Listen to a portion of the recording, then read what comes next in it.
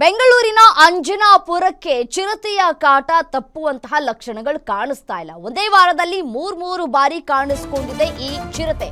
ಸುತ್ತಲಿನ ಜನರಿಗೆ ಹೃದಯ ಬಡಿತ ಹೆಚ್ಚಾಗ್ತಾ ಇದೆ. ಚಿರತೆಯನ್ನ ಸೆರೆ ಹಿಡಿಯೋದಕ್ಕೆ ಅರಣ್ಯ ಇಲಾಖೆ ಹರಸಾಹಸವನ್ನ ಪಡ್ತಾ ಇದೆ. ಕಗಲಿಪುರ ಅರಣ್ಯಾಧಿಕಾರಿಗಳಿಂದ ಚಿರತೆ ಸೆರೆಗೆ ಕಾರ್ಯಾಚರಣೆಯನ್ನ ನಡೆಸಲಾಗ್ತಾ ಇದೆ.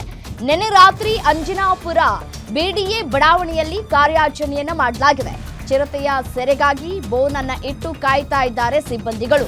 ಮೊನ್ನೆ ರಾತ್ರಿ ಮನೆಯ ಕಾಂಪೌಂಡ್ಗೆ ಬಂದು ಹೋಗಿದ್ದಂತಹ ಈ ಚಿರತೆ ಮತ್ತೆ ಅದೇ ಜಾಗದ ಸುತ್ತಮುತ್ತ ಚಿರತೆಗಾಗಿ ಶೋಧವನ್ನ ನಡೆಸಲಾಗ್ತಾ ಇದೆ. ಪಟಾಕಿಯನ್ನ ಸಿಡಿಸಿ ಚಿರತೆಯನ್ನ ಹುಡುಕುವಂತಹ ಪ್ರಯತ್ನಗಳು ಆಗ್ತಾ ಇದೆ. ಸದ್ಯಕ್ಕೆ ಆ ಭಾಗದ ಜನ ಸಂಜೆ ಆಗುವಷ್ಟರ ಒಳಗಡೆ ಮನೆ ಸೇರ್ಕೊಳ್ಬೇಕಾಗಿದೆ. ಬೆಳಗ್ಗೆನೆ ಏನೂ ಕೆಲಸ ಕಾರ್ಯಗಳನ್ನ ಮಾಡೋದಕ್ಕೆ ಸಾಧ್ಯ ಆಗ್ತಾ ಇಲ್ಲ. ಹೊರಗಡೆ ಬರೋದಕ್ಕೂ ಕೂಡ ಹೆದರ್ತಾ ಇದ್ದಾರೆ. ಶಾಲೆಗೆ ಹೋಗುವಂತಹ ಮಕ್ಕಳುಗಳು ಕೂಡ ಭಯ ಪಡ್ತಾ ಇದ್ದಾರೆ. ನೋಡಿ ಚಿರತೆ ಯಾವ ರೀತಿಯಾಗಿ ಓಡಾಟವನ್ನ ಮಾಡಿದೆ ಅಂತ ಹೇಳಿ. ಪಟಾಕಿಯನ್ನ ಸಿಡಿಸೋದ್ರ ಮುಖಾಂತರ ಚಿರತೆಯನ್ನ ಹಿಡಿಯುವ ಅಥವಾ ಓಡಿಸುವಂತಹ ಪ್ರಯತ್ನಗಳಾಗ್ತಾ ಇದೆ.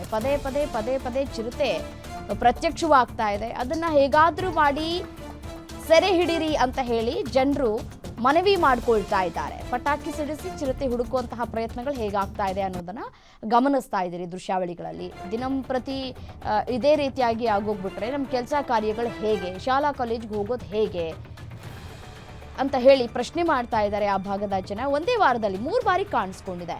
ಮೂರು ಬಾರಿ ಕಾಣಿಸ್ಕೊಂಡ್ರು ಕೂಡ ಅರಣ್ಯ ಇಲಾಖೆಯ ಅಧಿಕಾರಿಗಳು ಇನ್ನೂ ಕೂಡ ಸೆರೆ ಹಿಡಿತಾ ಇಲ್ಲ ಅಂತ ಹೇಳಿ ಆಕ್ರೋಶವನ್ನ ವ್ಯಕ್ತಪಡಿಸ್ತಾ ಇದ್ದಾರೆ ಆ ಭಾಗದ ಜನ. ನಿನ್ನೆ ರಾತ್ರಿ ಅಂಜನಾಪುರ ಬಿಡಿಆರ್ ಬಡಾವಣೆಯಲ್ಲಿ ಕಾರ್ಯಾಚರಣೆಯನ್ನ ನಡೆಸಿದ್ದಾರೆ.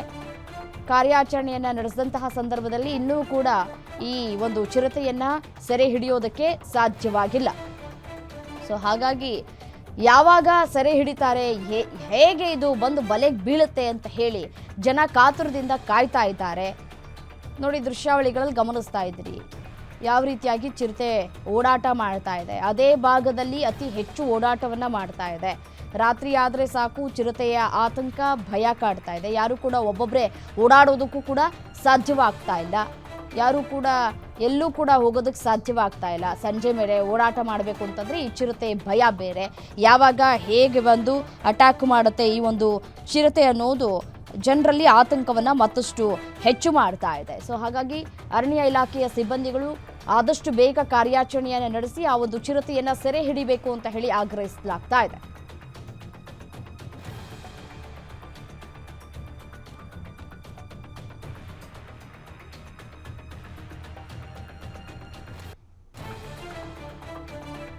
ಇದೇ ವಿಚಾರಕ್ಕೆ ಸಂಬಂಧಪಟ್ಟಂತೆ ಮತ್ತಷ್ಟು ಡೀಟೇಲ್ಸ್ ಕೊಡ್ತಾ ಹೋಗ್ತಾರೆ ಮೆಟ್ರೋ ಬ್ಯೂರೋ ಹೆಡ್ ಉಲ್ಲಾಸ್ ದೂರವಾಣಿ ಸಂಪರ್ಕದಲ್ಲಿದ್ದಾರೆ. ಉಲ್ಲಾಸ್, ಚಿರತೆ 3 ಬಾರಿ ಪ್ರತ್ಯಕ್ಷವಾಗಿದೆ.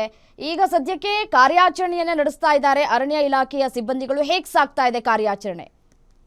ರಮ್ಯಾ, ಕಳೆದ ಒಂದು ವಾರದಲ್ಲಿ ನಾವು ಗಮನಿಸ್ತಾ ಹೋದ್ರೆ ಅಂಜನಾಪುರದಲ್ಲಿ 3 ಬಾರಿ ಚಿರತೆ ಪ್ರತ್ಯಕ್ಷ ಆಗಿರುವಂತದ್ದು ನಿವಾಸಿಗಳಲ್ಲಿ ನಿರೀಕ್ಷೆ ಅಂತಾನೆ ಆತಂಕನೂ ಕೂಡ ಹೆಚ್ಚಾಗಿದೆ. ಯಾಕಂತಂದ್ರೆ ಜನನಿಬಿಡ ಪ್ರದೇಶದಲ್ಲಿ ರಾತ್ರೋರಾತ್ರಿ ಚಿರತೆ ಹಾವಳಿ ಹೆಚ್ಚಾಗ್ತದೆ.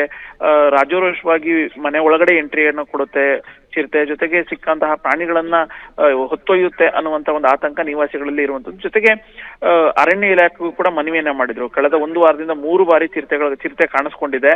ಅದು ಒಂದೇ ಚಿರತೆನೋ ಅಥವಾ ಬೇರೆ ಬೇರೆ ಚಿರತೆಗಳಿದಾವ, ಸೊ ಹಾಗಾಗಿ ಕಾರ್ಯಾಚರಣೆ ನಡೆಸಿ ಅನ್ನುವಂತಹ ಒಂದು ಮನವಿಯನ್ನ, ಒಂದು ಒತ್ತಾಯವನ್ನ ನಿವಾಸಿಗಳು ಮಾಡಿದ್ರು. ಹೀಗಾಗಿ ಅರಣ್ಯ ಇಲಾಖೆ ನಿನ್ನೆ ತಡರಾತ್ರಿಯಿಂದ ಕಾರ್ಯಾಚರಣೆಯನ್ನ ನಡೆಸುವಂತ ಕೆಲಸವನ್ನ ಮಾಡ್ತಿದೆ.